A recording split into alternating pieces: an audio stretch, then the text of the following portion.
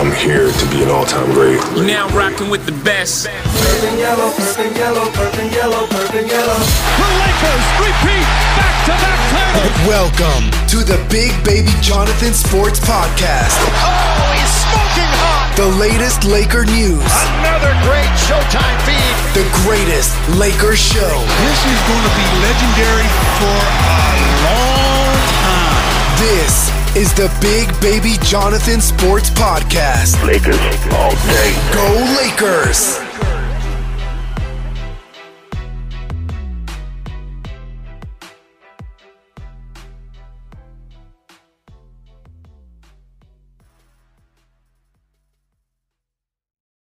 What's good, everybody? It's your boy, Big Baby Jonathan here. The podcast you're about to listen to right now, I was on the Profanity Nation podcast. We talk about the documentary of Michael Jordan, The Last Dance, and the potential the Lakers return to practice May 16th. So here it is, everybody. Let's get it.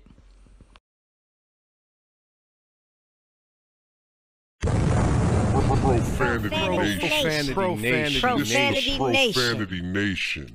Yeah, it's the new era of man for some old school fans with a new school brand. We got money on the mic with the plan in hand. And Stat Pat to his left, they go hand in hand. And to the right, we got Simpster, he putting it down. It's the Profanity Nation, we running the town. Yeah, It's the Profanity Nation. Profanity Nation. Welcome to the Profanity Nation podcast, where professional players deserve professional fans. Joined here as usual by Stat Pat and Money Mike, but we have a real special guest with us tonight, and that is Big Baby Jonathan from Big Baby Jonathan Sports Podcast. How you doing, Big Baby? I'm doing great. Thanks for having me on, man. It's an honor to be on this channel, man. I love the work that you guys do, man. Absolutely. Yeah, we've been trying to get this together for a little while. We got it together, so this is great. Of course, we're going to talk about a few things today. We're going to get into Big Baby Jonathan Sports Podcast. We really want to learn how you got that started and so forth. Then we're going to talk about the really good episode 7 and 8 from The Last Dance. That was just outstanding. And then hopefully we'll get into the fact that we have some really great news that NBA gyms are reopening across the country at different times and different places, but we'll discuss that.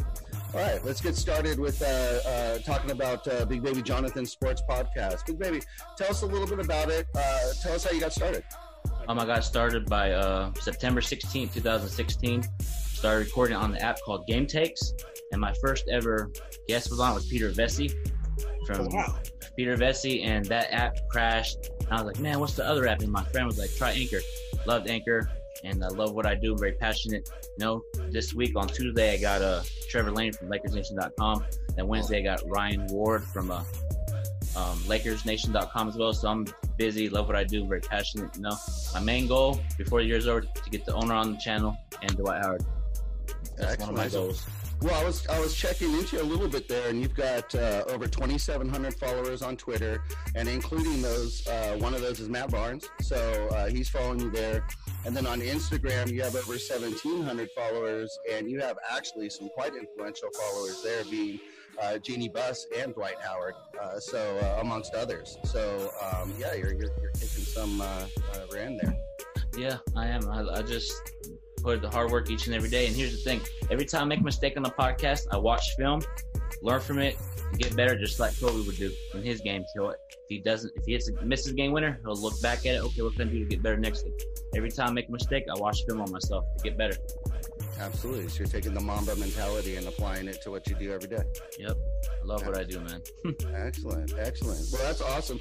So, you say you just kind of got started, but how long you been a Laker fan? You've been a Laker fan your whole life. Was there a Laker fan in the family that turned you on to him, or what? My brother, Anthony, and then my grandma, they would watch, like, the series that I started watching was when they played Indiana against Reggie Miller, and I saw Shaq go get fouled out and then Kobe take over. I just liked how Kobe played, and I fell in love with the game of basketball because of that game.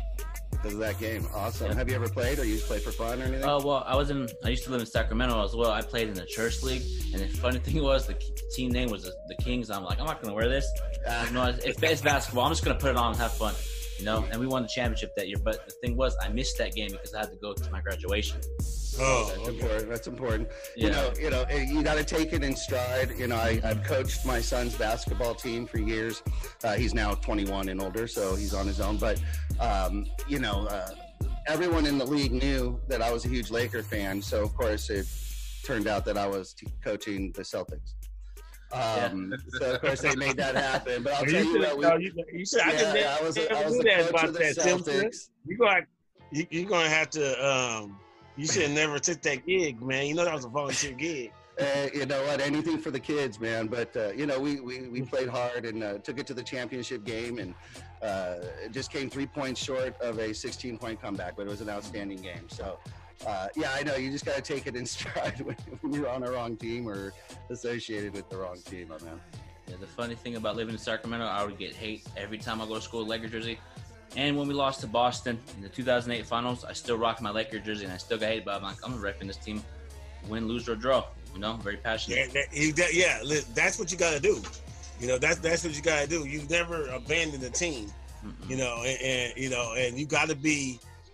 I know you're probably the same as I, and I know Stat Pat is. If something happens in the news media, your phone rings and you're basically doing a press conference to all your friends. Yep. About what happened, who made the move, who did what, how come is that, But you gotta rock your team all the time. So I respect you as a Laker fan. Appreciate it, man. Yeah, we're always in the trenches taking it. Whenever they're playing bad, we always have to take the brunt. We get the texts, we get the phone calls. And when they're playing good, everyone just makes excuses as to why they're playing good. It's just exactly. Skip Bayless makes excuses every time we win. Oh, it's because this person didn't do good. Oh, LeBron, I don't like Skip Bayless as an analyst, but overall as a human, he's probably cool. But I don't like Skip Bayless. He just hates on us too much, and that's why I want the Lakers to win the championship so bad, just to see what Skip Bayless says. And I hope LeBron says something. He normally doesn't like to talk back to people in the media. I want him to just go off on Skip Bayless. That would make it bittersweet if he did that. Yeah. Skip Bayless doesn't believe the Lakers have ever won a game. They just believe every other team has lost games. It was always their game. Oh, they lost it because they didn't do this, not because the Lakers ever won the game because they did something. But for me, I feel like Skip just does that. But at the end of the day, I really feel like Skip thinks deep down LeBron's on the same level with Jordan. So that's why maybe he likes LeBron a lot. Maybe he talks about him so much. Because to be honest, I'm gonna keep it real. That's the one thing I do on my channel. Keep it real. I used to not like LeBron. Used to bash him, the whole Kobe and LeBron thing. Once he came back. Hang on. Let me mute Money Mike really quick because he's about to. Hey, I'm letting him talk. Money Mike is our resident LeBron hater. So go ahead. Yeah, I never used to like LeBron. When he came back down 3-1, I told my brother, if LeBron comes back down 3-1, I'll respect him. He did. He shut me up. And once he became a Laker, there's no point in hanging on somebody. He's a Laker. I just want to win a championship. As you can see behind me, I want to win another one. If he brings the ring to LA, cool. I'm just wanting to win. I'm tired of missing the playoffs. I want to get a championship back in Los Angeles.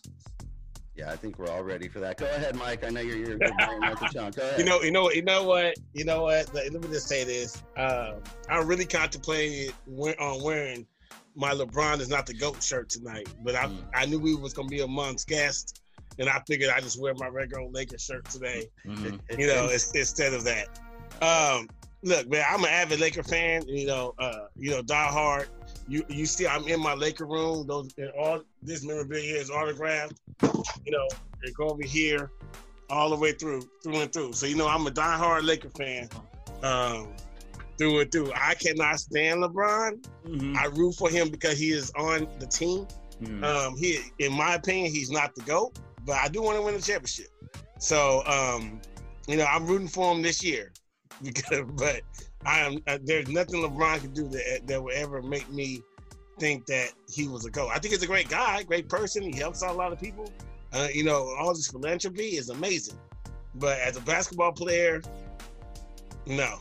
I don't feel LeBron at all. Let me ask you this, Mike. Do you think you probably does he have that killer mentality or no? No, absolutely not. See, here's my thing. I love these two episodes. I know we're going to get into The Last Dance. But I love these two episodes because everything Jordan was doing, Kobe did. you know. And so I'm watching this. I'm like, man, I'm loving this. I love how he was getting this. He was fighting with his teammates, and loved how he was just making them, you know, say, you're going to be great or you're not. You either going to do it this way because I know we can win this way, or you know, you're not. You ain't built for this team, and I don't need you. You know, and so the whole time I'm watching these 2 episodes and how Jordan treated his players, I'm looking at Kobe. You know, and it makes me, and I'm not really, and Pat will tell you, I've known Pat, 20 years, Pat? I'm not a Jordan fan. You know, I respect his game, you know, but I'm admiring him more because of this, because I see so much of Kobe inside of it. I said the fact that he could go and say, you know what, you know, I love it when they said B.J. Armstrong yelled and screamed and said, "Oh, you woke up a sleeping giant, and it was gonna be a rough day." You know, the fact that he was laughing at Gary Payton because Gary Payton thought he shut him down, and he kind of wanted to lose the game on purpose so he could go for Father's Day. But Gary Payton didn't even know that. You know, he was just hyped up, thought he shut him down.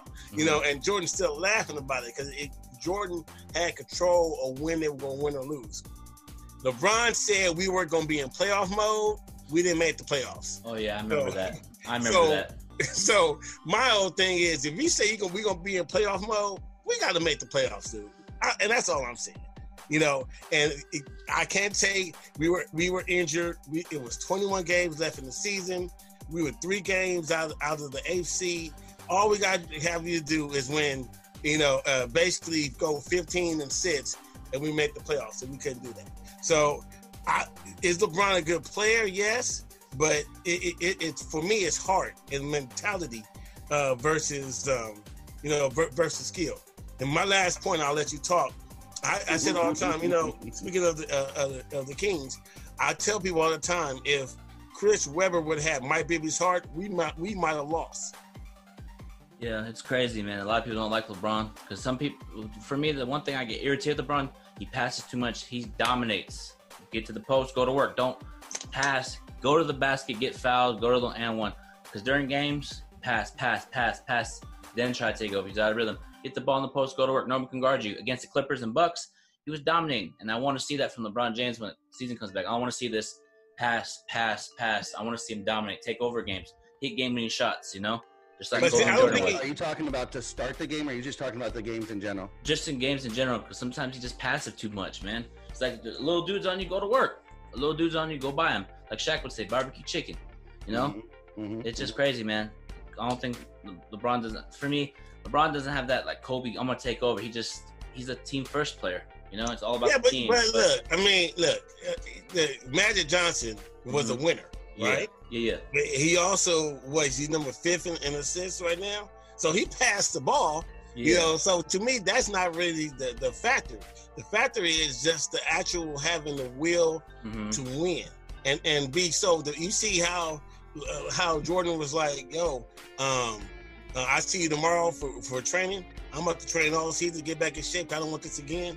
You see how he invited everybody coming for a Space Jam.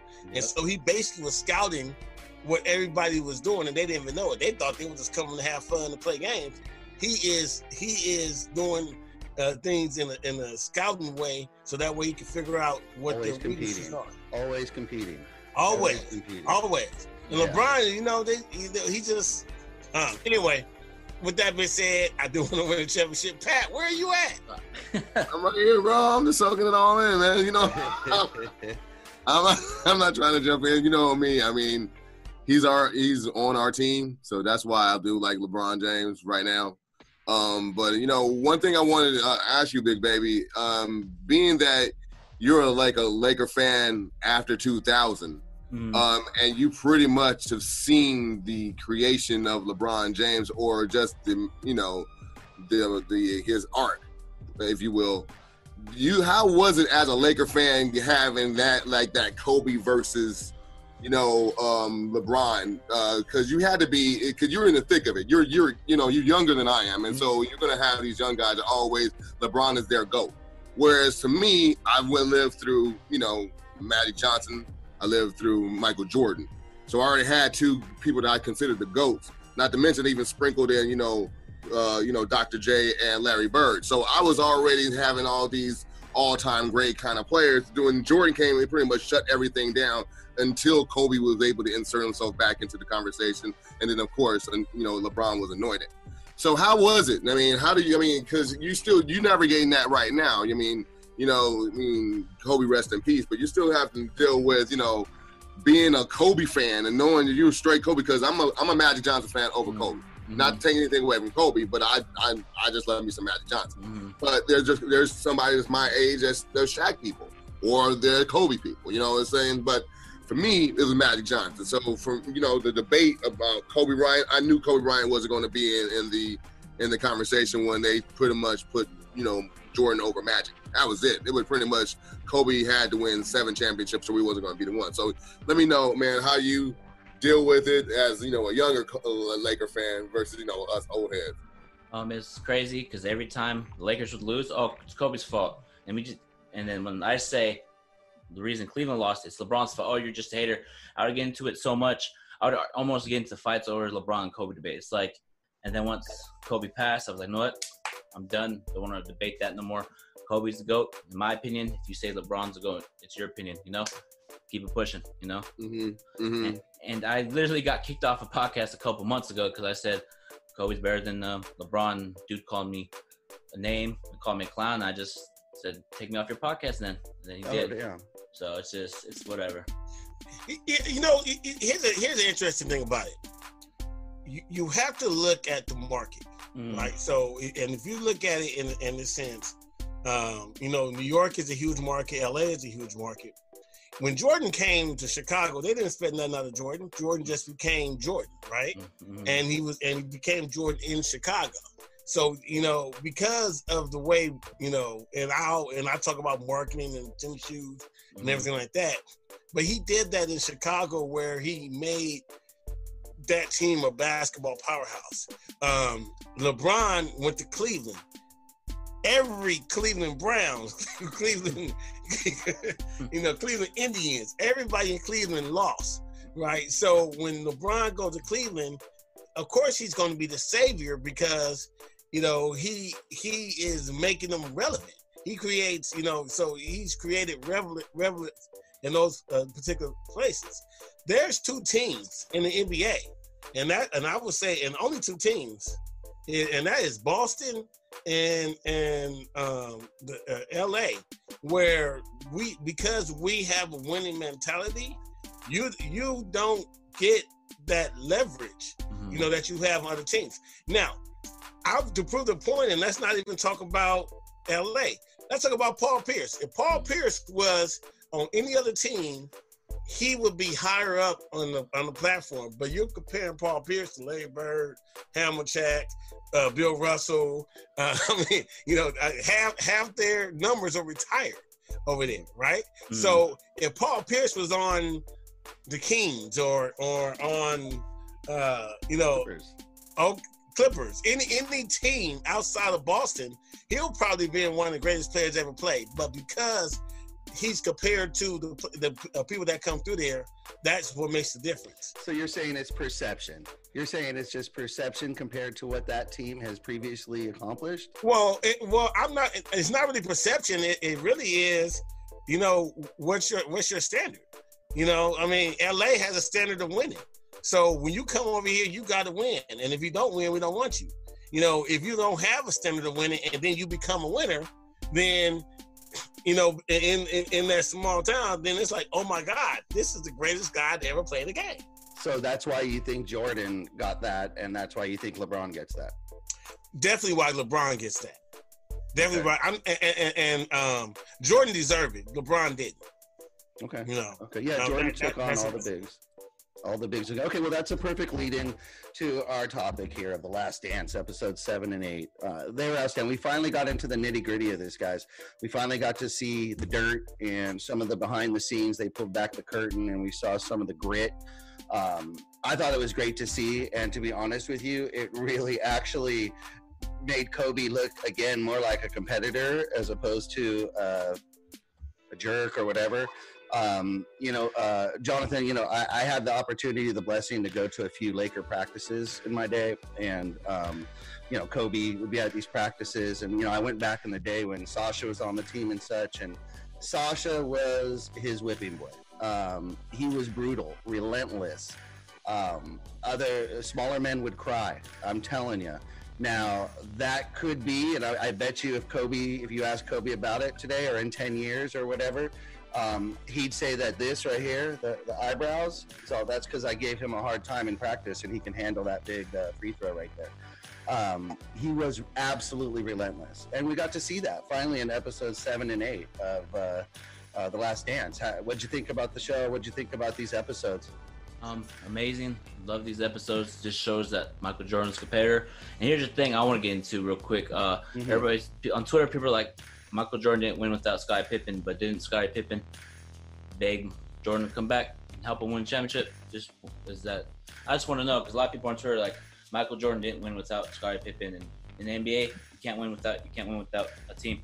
Okay, well, you can say Kobe and Derek Fisher then. Same thing, yep. It's so funny. But it's crazy. I think the same people that are asking you that are saying that to you, or you're asking that question about the legitimacy of Jordan being the GOAT, are the same ones that are going to prop up Kevin Durant as being one of the greatest ever because of the fact that he won 2 rings. Now we know why he won the 2 rings, and be honest with you, he should have stayed with with OKC. He probably would have got past OKC and got his chance to go against LeBron legitimately.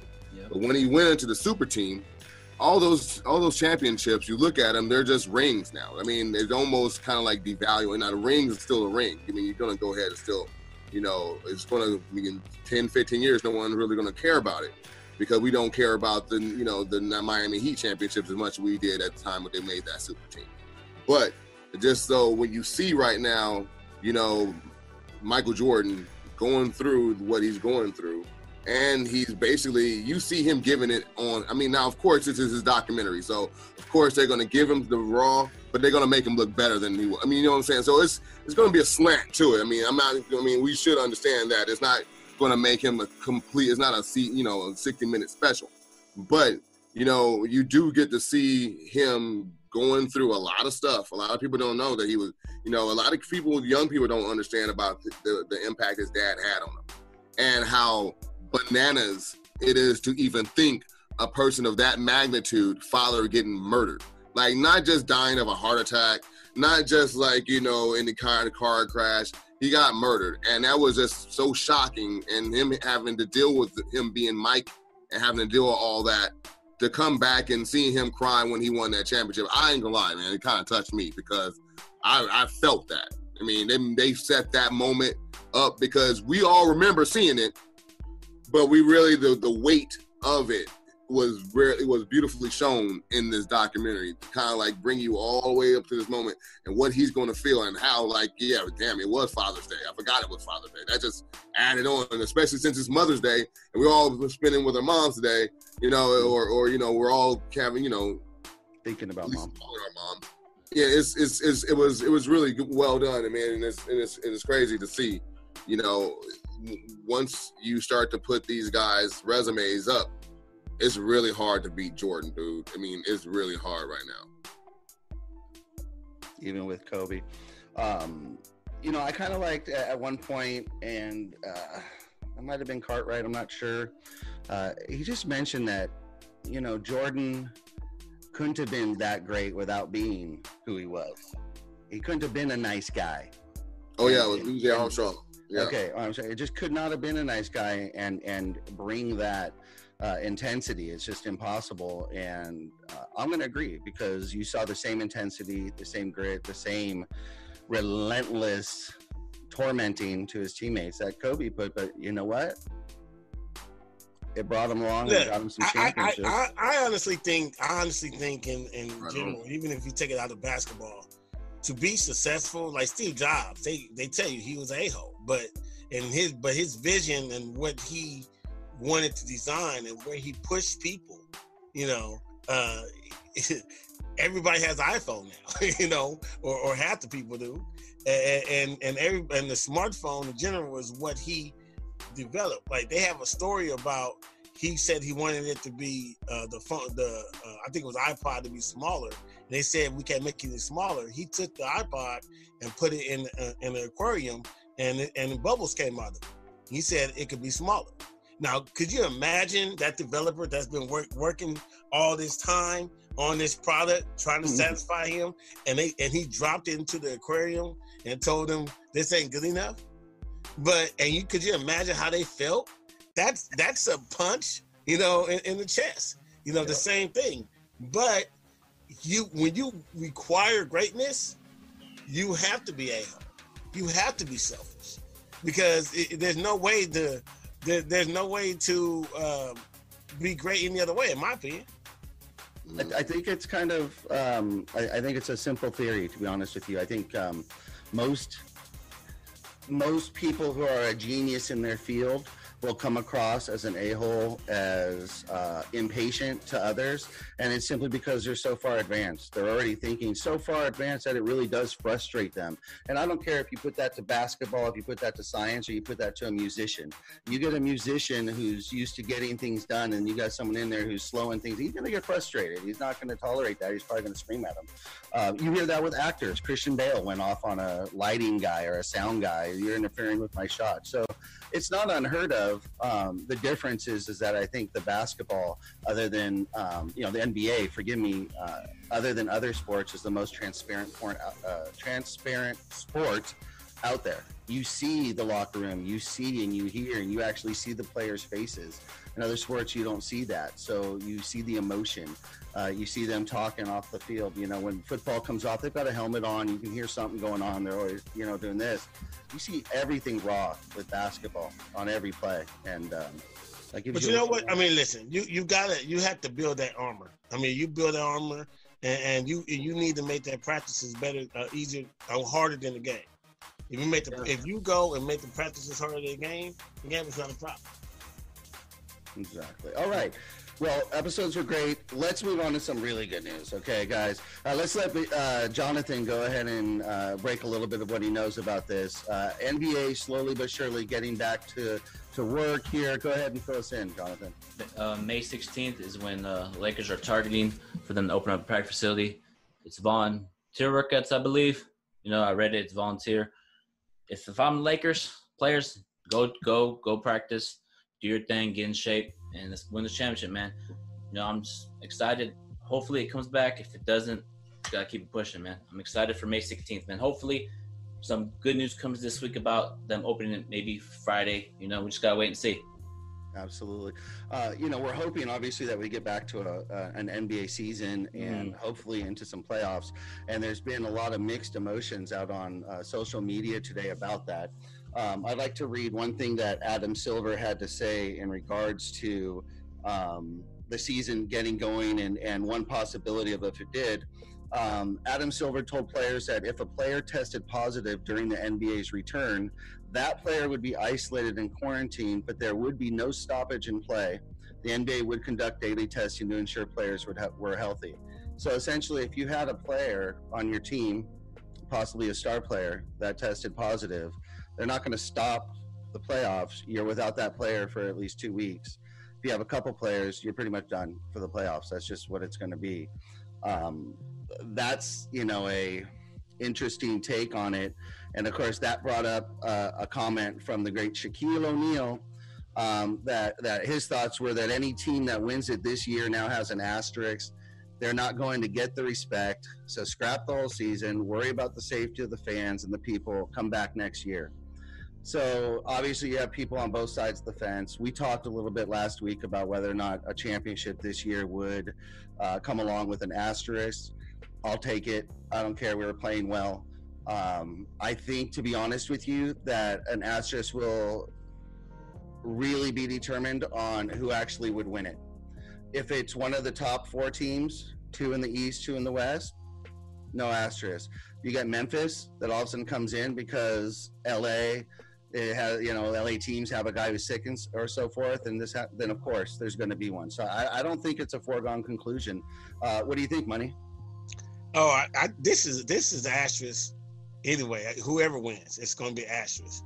But I believe Pat made the point a couple of shows ago that San Antonio strike season is an asterisk. But Tim Duncan is a 5-ring champion. So after about 5-10 years from now, it's just going to say Lakers got 17 championships.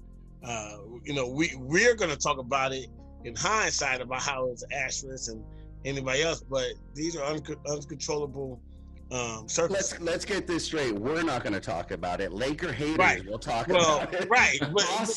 Boston's going to talk about it. Right. We're not going to talk about it. We'll be but see, there you go. That's what, because we are the Laker apologists, not and the spokespeople for the Lakers. That's why we're talking about it, because it is what it is. So yeah. But no, I mean, I think it's good for us. I'm excited for them to get back in any capacity. It's tough. You gotta. There has to be, to me, a guideline or a structure, and the only way you really could do it is have the West Coast play the West Coast 10 games, East Coast play the East Coast 10 games, whatever, just to get back in shape, and try your best, man, just to isolate those particular people. I think look, if it's 200 people that it takes to team coaches, trainers, that group, and we test these 200 people and they're all negative, then we just need to make sure that we quarantine these 200 people to the end of the season. If that kind of makes sense. I mean, for real. It's like they're on the jury. They're on the OJ jury, and they're not allowed to talk. I mean, that's really asking the players to do a lot. You're asking them to isolate from their families when they've already been quarantining from their families, just like us. Okay, I'm sorry to cut you off. Asking a lot. Well, I mean, okay, is it really asking a lot though? They've been quarantining with their families. They done seen them. Come on, let's go ahead and get this ring and pick this up. Everything else later. Look, you guys have been home for 2 months playing Yahtzee and doing TikTok videos and cards and playing spades. Look, this is what we want to do now. In order to finish the season and crown a champion, we want you to tell your family we're not going to see you for about a month and a half until we get in the season. Because if not, and if somebody gets tested positive, it just destroys everything. It makes it, it's the what if. Like I feel Kevin Durant, if he had blown his Achilles, Toronto wouldn't have won the championship. And I don't want that scenario because someone was stupid and went out to the club. Want a true winner, and that's understandable. I don't know. I mean, what do you think, Pat? I mean, I know it's a crazy idea. I mean, when I think about this season in general, it's going to be an asterisk, like you said, regardless. But at the same time, let's be honest, we're all playing under the same conditions. You know what I'm saying? So it's not like it's an unfair advantage for the Lakers to be playing during the coronavirus pandemic.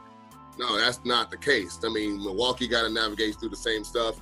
Clippers got to navigate through it. Houston got to navigate through it. Everyone that's got championship aspirations got to still work with whatever they got to win that championship. Now, is Milwaukee Bucks going to go ahead and turn down a championship after they've been thirsting for it for almost 40 years? Heck no, they're not going to do that thing. So basically, it helps us because if we win, it's 17 championships amongst all the championships we got, right? That would be the 17th amongst the other ones that we already had. This is what we do. Championships is in our DNA. So it's not even about, oh man, they fluked it up. Now the Clippers, that's the championship they don't want. Because if the Clippers run around there with this championship, there's no way in the world us as Laker fans are ever going to let the Clippers down with that championship. That's a really that's good the point worst that I hadn't thought about. And I'm going to add that to my armory against Clipper fans right now. Yeah, if anyone does not want the season to start, it got to be the Clippers because it's in the luck. They actually win. I mean, really? And to know that the Golden State Warriors are going to be full strength again, and we know Kyrie and KD coming back. Like, the league is going to get harder, not to mention everyone's going to tweak to go ahead and stop the Lakers. You know what I'm saying? Like, it's going to be harder next year. So if we win, hey, we're supposed to win. We're the odds-on favorite. Clippers win. Now they got to change the championship. They're going to go ahead and put it in their stadium and look like clowns. And so that's all I'm saying. Like, to me, you know, like, let's bring it on, win that championship, and we'll just go ahead and, like you said, in about 10, 15 years, talk about how the world stood still in 2020 and how everyone didn't have full seasons or, like, because, like, baseball got to deal with the same problem, football dealing with a problem, you know what I'm saying? So I think, like, look, come to this pandemic, let's get back to games, separate the people, quarantine them, and let's go on, because at the end of the day, and this might, I'm not trying to sound political, but this is just, at the end of the day, we gotta move on with life. You know, we gotta find a way. I mean, I get that we want to go ahead and you know, and flatten the curve, and I'm doing my part, bro. I'm staying home all the time. But eventually, we're going to have to put one foot in front of the other, and let's slowly start getting things back to normal. Whatever that new normal is what it is. But we eventually got to start doing something similar, you know, something similar to normalcy. Talk to us, Jonathan. Yeah, I want to play. I want the Lakers to get the championship because this 2020 has been crazy. Kobe passing away, RP to Kobe, and stoppage the season, coming back and win. This will be the most craziest season I've been a part of. And LeBron is 36, I believe, right now, or 35. I think he's 36. 36 already. Yeah. So he's going to be 36 next year. And the West is going to be tough. Golden State's going to get better. All the teams in the West going to get better. So we have to win it now because the whole LA needs a championship to just do it for Kobe. Lakers win the championship for Kobe and celebrate, you know, the championship in honor of Kobe, man. Because the last 6 years, Lakers have been down, but I've been preaching patience with Laker fans, being positive. Oh, we'll turn around. Let them go through the growing pains. They'll learn from it, just like any other great organization do. Look where we are now. You know, I'm just excited. I want to see him come back, man. Because I want to shut Clipper Darrell up because he talks a bunch of stuff. I just want Lakers to win. So Clipper Darrell can be quiet. Skip Bayless, all the haters in my DMs talking. I want them to be quiet once we win. Well, I have a bunch of screenshots. I know you've had him on your show, but yeah. He's going to be on our show next week. Do you have anything you want us to tell him for you? Tell him San Diego Clippers. San Diego. There it is. It's all love with Clipper Darrell, man. Yeah, he's great.